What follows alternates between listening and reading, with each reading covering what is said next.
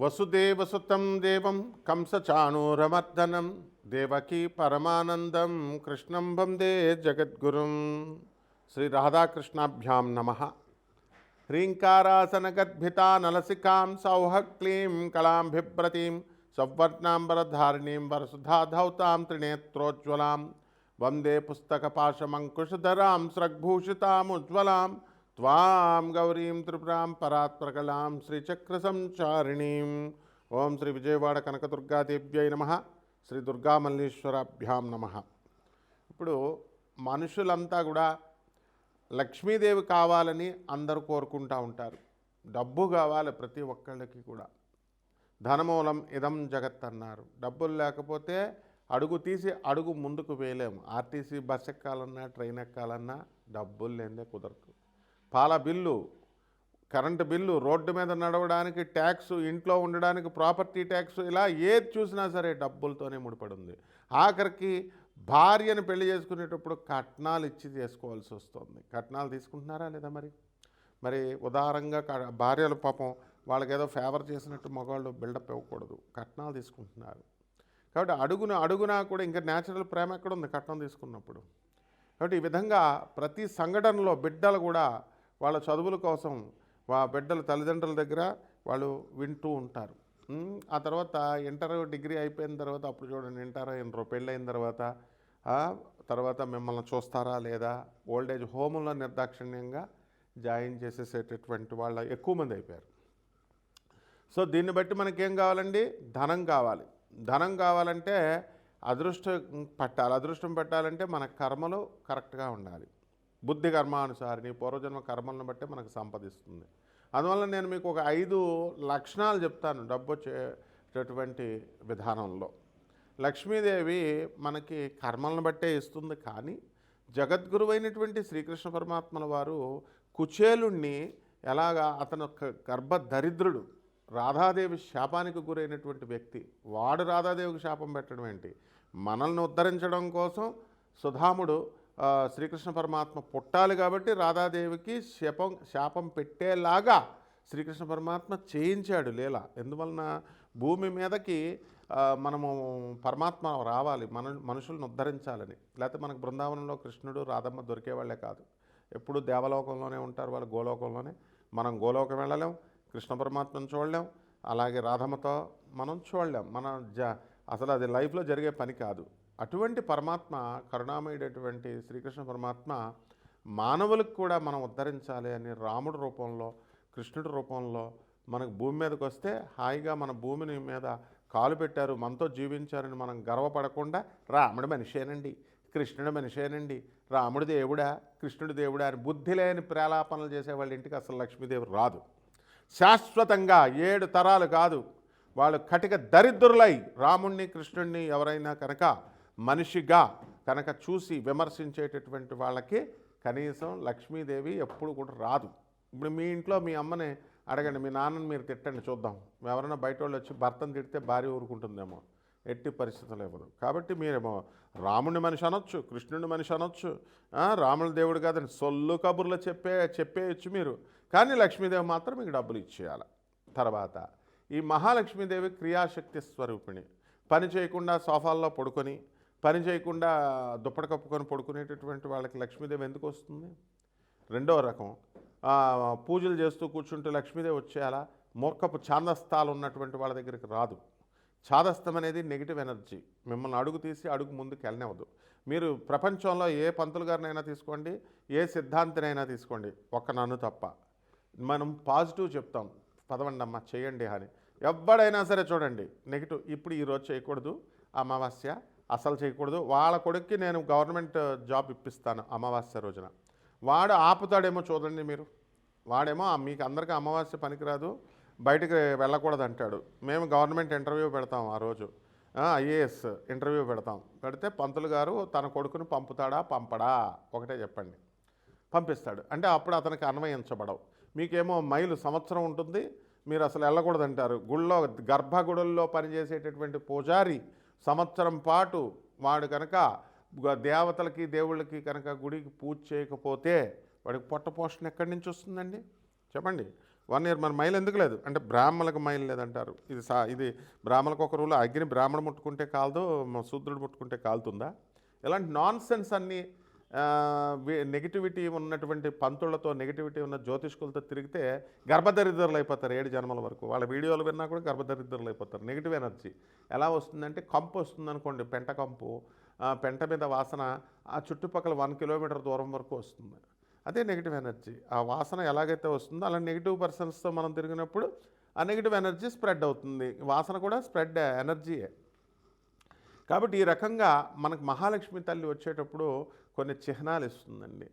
తెల్ల పావురాయిని పనికిరాదు, అవి రాకూడదు అని చెప్తున్నారు కదా. తెల్ల పావురాయిల, అలాగే ఈ పిచ్చుకలు, పక్షులు, నేచర్లో ఉన్నటువంటి పక్షులు ఇవన్నీ కూడా మన ఇంటి గోళ్ళ చుట్టూ తిరుగుతూ తెల్లవారు మనం తలుపు తీయగానే ఆ తలుపుల దగ్గర చక్కగా గింజలు తింటూ అక్కడ ఉంటున్నాయనుకోండి ఉడతలు, ఇవన్నీ కూడా మన చెట్టు మీద, మన ఇంటి ముందు చెట్ల మీద అవి ఉడతలు వెళ్తున్నాయనుకోండి, లక్ష్మీదేవి త్వరలో మనకు రాబోతుంది అని అర్థం.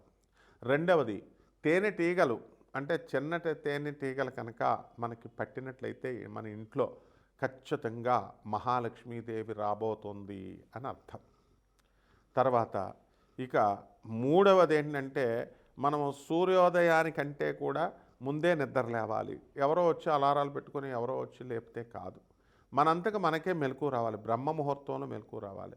ముహూర్తం వచ్చిన తర్వాత యూట్యూబ్లు మనం ఇది చేస్తున్నాం, వాట్సాప్లు పట్టుకొని గుడ్ మార్నింగ్ ఓం నమః శివాయ అంటూ మనం వీడియో తెలిసిన వాళ్ళకి మనం వాట్సాప్ మెసేజ్లు పెడతా ఉంటాం. ముసలాళ్ళు అయిపోయిన తర్వాత ఏమవుతుందండి, ఇంకెవరు ఉండరు కాబట్టి ఓం నమః శివాయ, ఓం నమో నారాయణాయ అని పెడతాం. అదే వయసులో ఉన్న వాళ్ళంతా ఏం చేస్తున్నారండి, ఫస్ట్ ఫోన్ కాళ్ళు, లేకపోతే ఫస్ట్ వాట్సాప్లు, ఇవన్నీ కూడా ఫ్రెండ్స్కి, బాయ్ ఫ్రెండ్స్కి, గర్ల్ ఫ్రెండ్స్కి, వీళ్ళకి పెట్టుకుంటారు. వీళ్ళ మామూలు మనుషులయ్యా. రాధాకృష్ణులకు పెట్టుకోండి, రాధాకృష్ణుల స్మరణ చేయండి, బాబానాం కేవలం అని స్మరణ చేయండి, మీకు మహాలక్ష్మి వస్తుంది. ఎవరైతే వాట్సాప్ల్లో లేవగానే మానవులకి వాట్సాప్ల్లో ఈ గురువులకు కాకుండా లవర్స్కి ఎవరైతే పెట్టుకుంటూ ఉంటారో వాళ్ళ నెగిటివ్ వైబ్రేషన్స్ మీకు వచ్చేస్తాయి. వాళ్ళు మామూలు మనుషులు కాబట్టి. గురువు మనిషి కాదు. గురువు అంటే వివేకానందుడు, ప్రభాత్ రంజన్ సర్కార్, ఆనందమూర్తి గారు ఆనంద మార్గాశ్రమం స్థాపించిన ఆయన. అలాగే రామకృష్ణ పరమహంస, రమణ మహర్షుల వారు, వీళ్ళ ప్రవచనాలు వినాలి. అలాగే యూట్యూబ్లో ఉన్నటువంటి మిడిమిడి జ్ఞానం ఉన్నటువంటి వాళ్ళు చెప్పేటటువంటి ప్రవచనాలు కనుక వింటే లక్ష్మీదేవి దూరంగా పారిపోద్ది అనమాట. 7 తరాల వరకు రాదు. దీపం దేవుడేపు తిరగ పెట్టాలా, దేవుడేపు నీ వైపు తిరగ పెట్టకూడదా, వాస్తు ఈశాన్యంలో మూల చీపురులో కూడా పెట్టకూడదా, ఇలాంటి చెత్త అంతా వింటే లక్ష్మీదేవి ఎగిరిపోద్ది. ఇంటర్వ్యూలో మేము అడగం వాళ్ళ పిల్లల్ని, తోలు తీసేసే క్వశ్చన్స్ అడుగుతాం. చెప్పరా లా ఆఫ్ థర్మోడైనమిక్స్ చెప్పు, what is the 0th law of thermodynamics. ఏమో వాళ్ళ పిల్లలకు నేర్పిస్తాడు, మీకేమో చాదస్తాలు నేర్పిస్తారు. కాబట్టి బీ కేర్ఫుల్. అలాగే పాలు అమ్మేటటువంటి వాళ్ళు మనకి చక్కగా ఎదురొచ్చిన, మనకి శవము కనబడిన, అలాగే తెల్ల గువ్వపిట్ట మనకి కనబడిన, మన ఇంట్లోకి వచ్చిన, ఇవన్నీ కూడా మహాలక్ష్మి సంకేతాలు. నుదుట ఒక చక్కగా కుంకుమ పెట్టుకొని పుణ్యస్త్రీలాగా వచ్చినా సరే వాళ్ళు మన ఇంటికి వచ్చినాళ్ళు, మన మహాలక్ష్మి తల్లి త్వరలో వస్తుందని.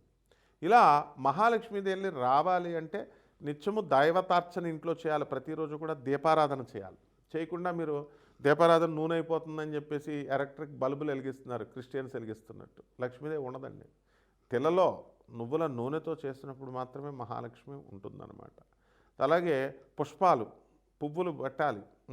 పత్రం, పుష్పం, ఫలం, తోయం, నైవేద్య లోపలో మనం వండి పెట్టక్కర్లేదు, బెల్లం మొక్క పెట్టచ్చు.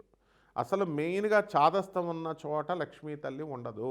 ఎవరైతే మూఢనమ్మకాలు, చాదస్తాలు పట్టుకుంటారో వాళ్ళ ఇంట్లో దరిద్ర దేవత తిష్ట వేసుకుంటుంది. అంతేగాని ఎగ్జాంపుల్ చెప్తాను.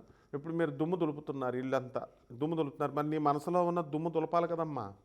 నీ మనసులో ఈర్ష, అసూయ, రాగద్వేషాలు ఇవన్నీ ఉన్నాయి కదా. అందువల్ల ఎవరైతే మనకి మీ వ్యక్తిగత జాతకాలు ఈ లక్ష్మీదేవి సంకేతాలతో మీ ద్వాదశ రాశుల వారికి కూడా ఏ విధంగా జరగబోతోంది అనేది నేను చెప్తాను జ్యోతిషానికి అన్వయించి. అయితే మీకు నాన్ కమర్షియల్ ఆస్పెక్ట్తో మేము ఈ జ్యోతిషాలు చెప్తున్నాం కాబట్టి మీరు ఎవరికైనా మీ పర్సనల్ చార్ట్ ఉంటేనే తెలిస్తేనే మీకు లక్ష్మి వస్తుందా పోతుందా దరిద్రం పట్టుకోబోతుందా, పట్టుకోవట్లేదా, ఉద్యోగం ఉంటుందా, ఊడిపోతుందా, ఇవన్నీ చెప్పగలుగుతాం. నాసా రిపోర్ట్స్తో లైవ్ రిపోర్ట్స్ని బట్టి చూసి చెప్తాం. అమెరికాలో మాది headquarters office, North Carolina Charlotte. అందువలన అక్కడ మీరు వాట్సాప్లో పెడితే మేము నాన్ కమర్షియల్తో చెప్తాం కాబట్టి మీకు ఏ ప్రాబ్లం లేదు. మేము డౌట్స్ క్లియర్ చేస్తాం. ఒరిజినల్గా ప్రిసైజ్గా ఇవన్నీ వస్తాయి. కాబట్టి జాగ్రత్తగా మీరు మమ్మల్ని సంప్రదించవచ్చు. ఇప్పుడు ద్వాదశ రోజు రాశుల వారికి జ్యోతిషపరంగా 2026 సంవత్సరంలో లక్ష్మీదేవి యొక్క సంకేతాలతో లక్ష్మీదేవి ఏ విధంగా ఉంటుంది, మనకి ఆశీర్వదిస్తుందా లేదా ఈ వీడియోలో చెప్పుకుందాం.